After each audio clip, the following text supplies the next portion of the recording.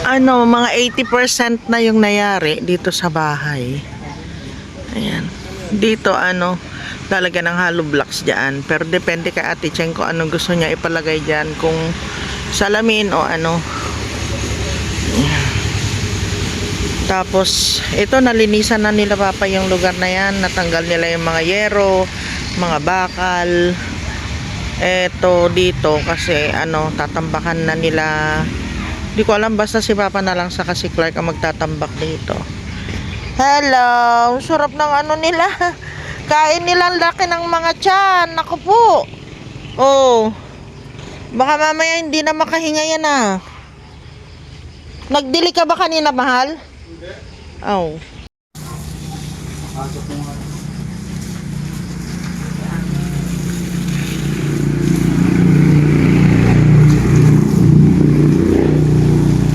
Malakas ang ulan kagabi dito, ano?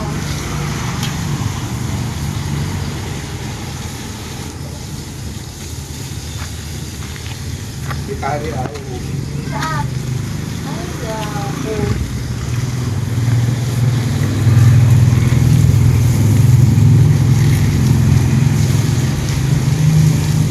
Mga pupureto na ito. Dito pa talaga eh.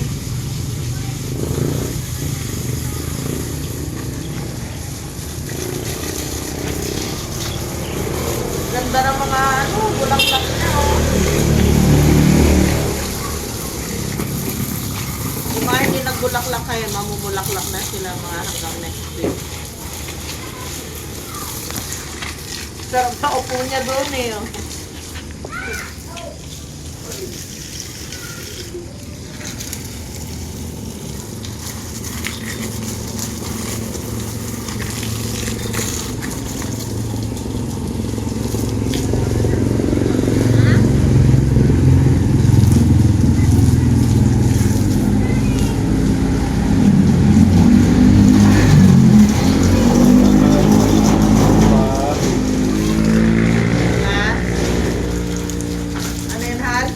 Aso, punang tatay. Bruno.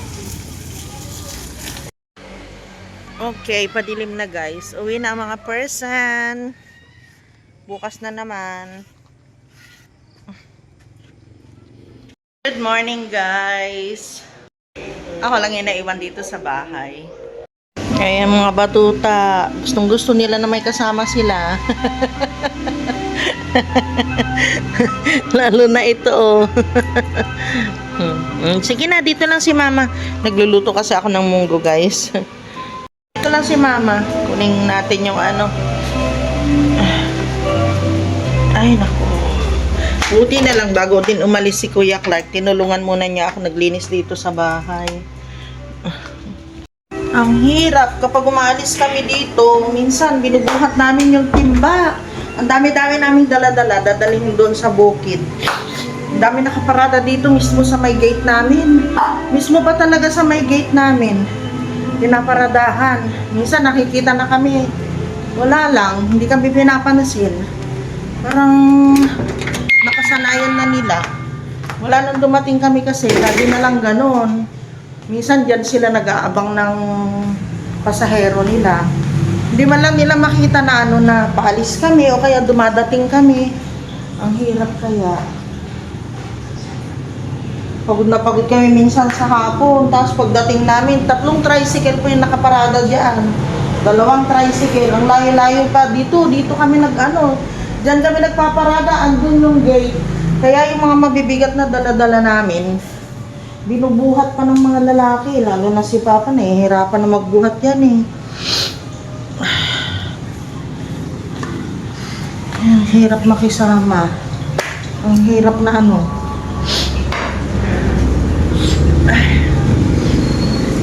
Naku, dumikit na yata itong aking niluluto.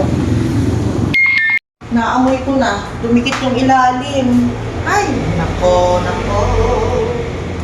Lipat ko na lang. Eh, dumikit na eh. Nasunugan na tuloy.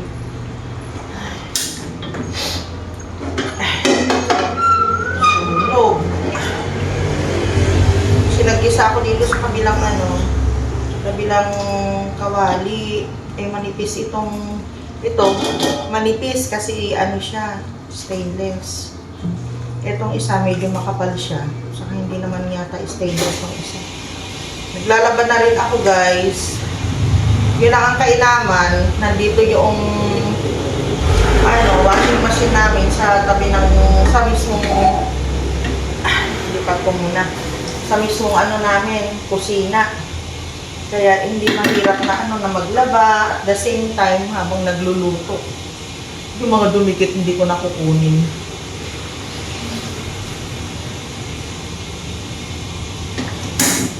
Munggo yung ulam namin, nilagyan ko na lang ng sardinas kasi frozen pa yung yung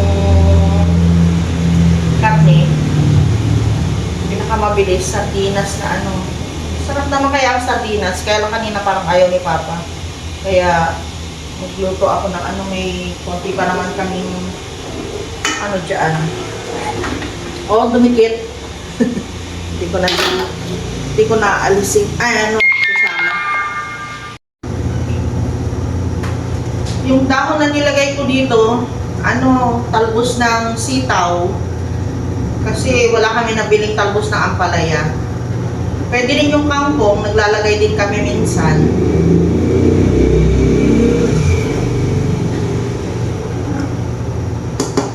Luto na. Pakuluan ko lang saglit. Dumating si Kuya Clark. Nagluluto na ako ng para wala kaming isda. Ito yung mga pang-emergency namin na nasa rep lang. Kagaya ngayon, wala kami mabiling isda. Pero pwede naman sana na yung yung munggo na lang yung ulam namin. Kaya lang, nag-request si Papsi ng karne-karne. Eh, ang sinahog ko doon sa sa munggo, ito luto na. Yung yung sardinas, Spanish sardines. Ayan. Sabi ko kay Kuya Clark, yung ayusin lang niya yung doon, yung tawag dito, yung hose ng tubig. Kasi gusto ko maglinis sana doon sa sa garahe. Kaso ayun na siya. Inunahan na niya ako maglinis. Siya na lang daw maglilinis. Pero napunasan ko na yung gate namin, guys. Kasi madumi. Maalikabok kasi lagi dito. Malapit na ako makaluto. Alas 10 pa lang ng umaga. Kanin. Dami kaming... Nagsayang ako kahapon bago nagpunta ng bukid. Dalawang takal na kanin. Wala namang kumain sa amin kagabi. Nag-noodles na lang sila. Tapos ako, na gustuhan kong kainin yung fishball. Nag-fishball ako kagabi. Yun, si Kuya Clark. Yan, lilinis na siya dyan.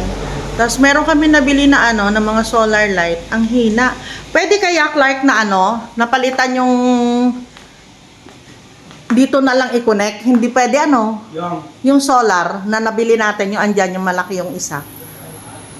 I-try kaya natin. Ha? Ito? Oo. Pwede. Sige nga, i-try nga natin kasi parang yung solar nun ang may diferensya Oo. Sige nga. Patayin ko pala muna itong kalan. Baka kagaya kanina na medyo nasunog yung yung munggo. Masarap itong longganisa na ito longganisang Bulacan. Parang lumalaban din siya sa longganisang Kabanatuan. Tapos, mura pa siya, 2, 4, 6, 7. Nadala tayo doon ng 8 pieces para tagdadalawa sila na longganisa. Kasi yung trabahador, sabi namin, nakiusap kami sa kanila na kahit half day lang muna sila ngayon. Kasi matatapos na yung bubong, sayang pag naiwan yung merong mga ilang piraso na yung doon sa gawing dulo na hindi na ikakabit. Kaya nakiusap ako na mag half day sila ngayon. Malapit na. Kunin ko yung yung solar, baka sakaling pwede. Oh. Yun, yung ano, Dito, yung... Ma? Ha? Dahil dito. Oo, yung dito. Tanggalin mo yung ano dyan ng... Yung pang-cart. Ay, naku. Buti na lang si Kuya Crunch. Sinalo niya yung ano ko, trabaho ko. Mainit doon sa ano eh, sa garahe. Pero gusto ko maglinis. Kasi lagi kami sa bukid. Tapos napabayaan na itong bahay. Linis lang kami, linis. Hindi naman nalilinisan yung buo ng kabahayan. Kaya ngayon, meron kaming panahon, maglilinis kami.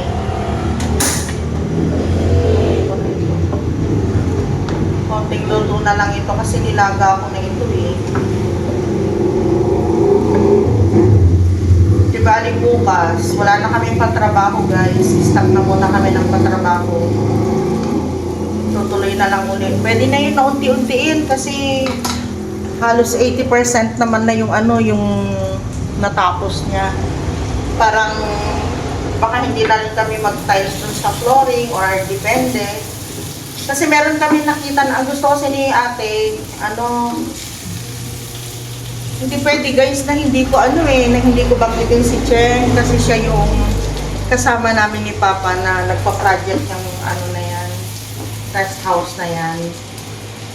Kaya naiirita kayo na bakit sinasama ko, sinasabi ko si Cheng, kasi ganun talaga. Involved kasi siya sa pagpapagawa namin ng ano, ng rest house. Saka tinatanong namin po ano yung mga opinion niya, ano yung mga gusto niyang gawin doon. Ganun. Pero nakakatuwa kasi pag yung may mga achievements yung mga anak natin, diba? Bilang isang magulang, natutuwa tayo. Hindi dahil sa nagyayabang tayo. Iba kasi yung pagyayabang guys. Kaya yung pag nanonood ka, depende sa iyo na tao na nanonood, kung ano ang interpretation mo sa pinapanood mo. Baka doon naman sa nagbablog, wala naman siyang ibig na sabihin, ibig ipakahulugan, gano'n.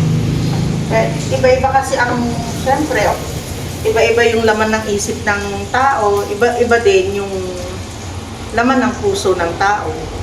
Kaya depende yun sa iyo na nanonood kung ano yung pagtingin mo doon sa pinapanood mo. Ako guys, nagpa-vlog talaga ako. Kasi gusto ko na yung, lagi ko sinasabi ito, mula nung nagsimula ako na mag-vlog, gusto ko yung ano, yung makikita ng magiging apo ko, ng mga anak ko na hindi naman habang panahon nandito tayo sa mundo, diba? Yung meron tayong alaala na makikita. Kaya pag matutuwa yung mga anak ko pag naala, so na babanggit ko sila sa vlog.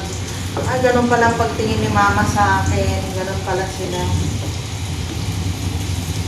Ganun pala siya, ganun pala si papa. Yun pala yung naging ano nila mama, saka ni papa nung buhay pa sila. Tapos kapag meron na rin kaming mga apo, ganyan, may apo na kami, hi Kayan! Yun, kagaya niyan, pag laki-laki ni Kayan, hindi naman habang buhay, nandito kami guys. Pwede panoodin ni Kayan, yan yung lola mo, yan si Amita mo noon, yan si Papsi noon, di ba? Yun lang yung gusto ko dito sa ano, sa pagbablog. Wala nang iba pa. Maalala nila kami, makita nila kami.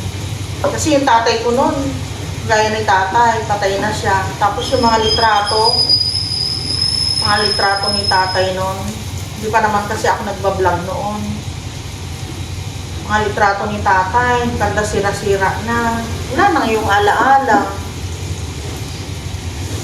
Wala na yung ano. Kaya pasensya na kayo guys ha, kung hindi nyo nagugustuhan yung vlog ko, okay lang naman po, i-skip na lang ninyo. Okay, yung mga sinasabi ko, kung hindi ninyo gusto, mag-skip na lang po kayo.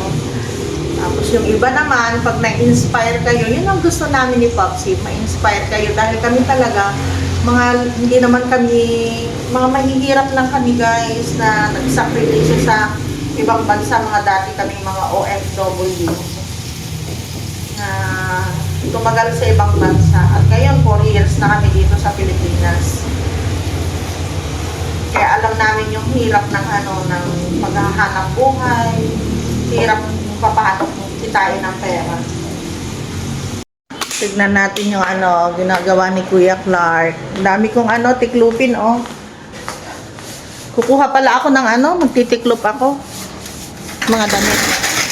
Oo. Ayan, ganyan. Tapos itong gilid na ito, anak, oh. Nice mo na. Ayan, ganyan.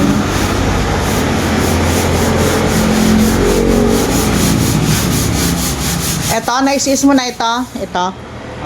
Sige, ulit-ulitin mo lang kasi meron pa oh. Binasa mo? Para malinisan. Hindi gaano na. Dito wag mo na gaano basahin dito, anak. Imamap ko na lang mamaya. Diyan lang, diyan. Hirap kasi pagbasa dito eh. Saka yan alisin na natin yung mga yan Doon sa likod. Patalikod na siya o kaya patagilid. Tapos lagyan natin ng kurtina. Tapos na. Tuyo na siguro yung iba dito na sa mga damit. Kunti pala yung hanger eh. Nasaan yung ibang hanger? Kailan na bumili ako ng dalawang sa ibang hanger. May hanger ba dun sa Sa kwarto? Wala. Ay!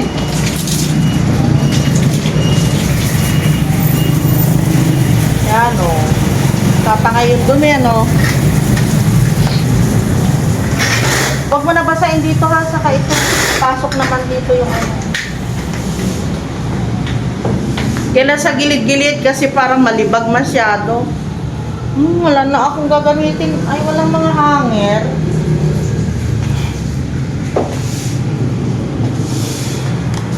Kasi ibang hanger. Napakarami nating hanger ba? Nakahang na yung mga gamit namin sa yung paglabas namin ni Papa. Kaya marami nagagamit na hanger.